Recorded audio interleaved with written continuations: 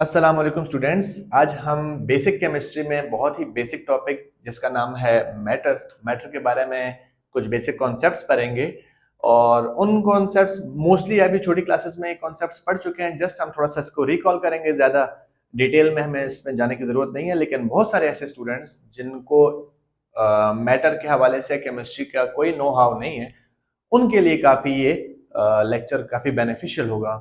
So let's dive into the topic.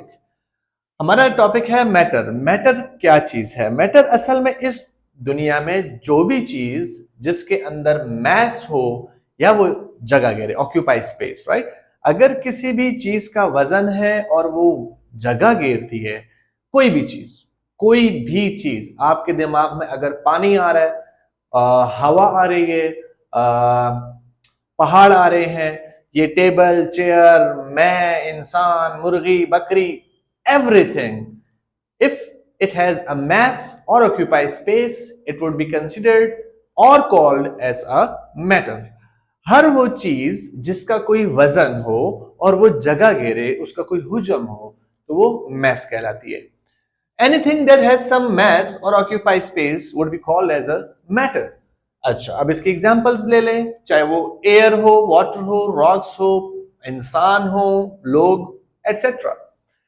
अब एक और बात इसमें याद रखिएगा कि मैटर हमेशा बनता है एटम्स से।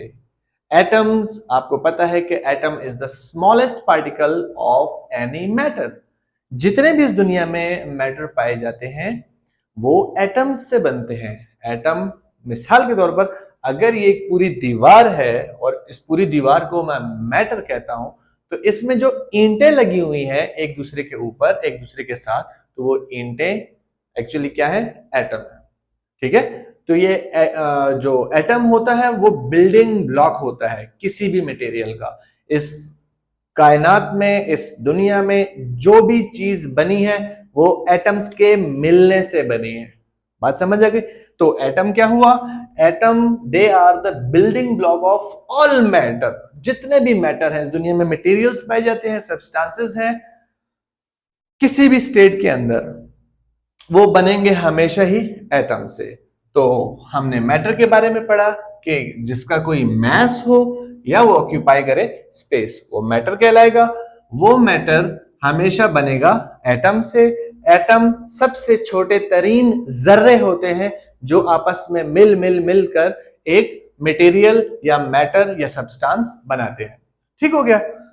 अच्छा, इसमें मजीद क्या बताया जाए? यस, अब देखें, इस वक्त आपके सामने आपका जो मोबाइल है, मोबाइल फोन से आप मुझे देख रहे होंगे, या आप कंप्यूटर, पीसी, आप इसको देखें तो ये आपको एक अलग फीलिंग दे रहा है। आप इसको टच करें, ये अलग फीलिंग दे रहा है। इसी तरह आप जो बुक पढ़ते हैं, उस बुक को देखें, वो एक अलग फीलिंग दे रहा है। आप पानी पीते हैं, पानी पीते हैं, पानी को टच करते हैं, वो एक अलग फीलिंग दे रहा है। तो ये कंप्यूटर, ये मोबाइल, ये बुक, ये पानी, water, they all are matter. ये सब एटम से बने हुए हैं। लेकिन अब देखें कि ये एटम से बने हुए हैं, मैटर हैं, लेकिन सबकी स्टेट्स मुख्तलिफ हैं, सबकी कंडीशंस मुख्तलिफ हैं। अब उस हवाले से हम थोड़ा सा पढ़ते हैं कि मैटर के बहुत सारी फॉर्म्स हैं।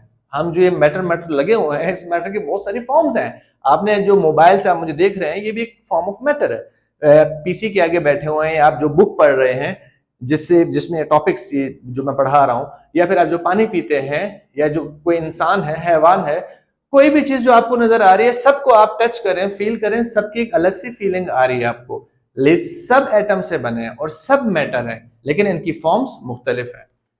तो मैटर के मुख्तलिफ फॉर्म्स होते हैं। इन मुख्तलिफ फॉर्म्स को एक्चुअली हम क्या बोलते हैं? स्टेट्स ऑफ मैटर कहते हैं। ठीक हो गया? ये फॉर्म्स क्या कहलाते हैं? States of matter. अब सवाल ये पैदा होता है कि जनाब, ये स्टेट्स ऑफ मैटर यानी मैटर की मुख्तलिफ अकसाम, ये किस बुनियाद पे हम इसको क्लासिफाई करते हैं? तो जितने भी मैटर हैं उनको हम डिफरेंशिएट करते हैं। एक मैटर को दूसरे मैटर से और दूसरे मैटर को तीसरे मैटर से जो हमने डिफरेंशिएट करना होता है, वो करना होता है on the basis of arrangement of atoms, कि वो एटम एक दूसरे के साथ कैसे अरेंज हुए हैं। ठीक है?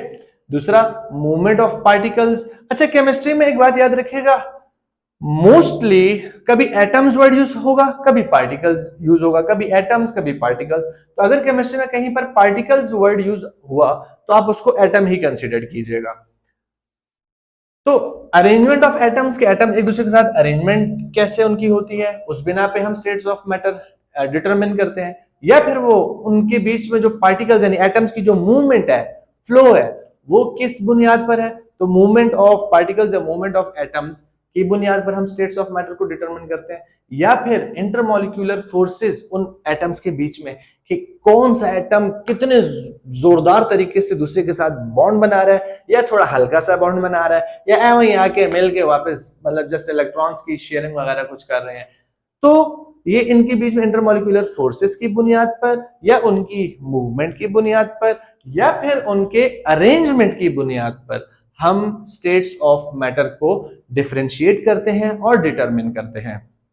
अगर पूछा जाए, कोई स्टूडेंट मुझसे पूछता है कि सर आपने ये बता दिया कि मैटर तो हर वो चीज है जो कि जगह घेरे और जिसका वजन हो, पर आपने ये भी बता दिया कि सर हर मैटर एटम से बना हुआ है। फिर सर जब हर मैटर एटम से बना है तो आपने इस मैटर की कितनी अकसाम बनाई हुई है। आपने स्टेट्स ऑफ मैटर के बारे में तो बता दिया कि मुख्तलिफ अकसाम है, मुख्तलिफ टाइप्स है, स्टेट्स है मैटर की, कितनी स्टेट्स है।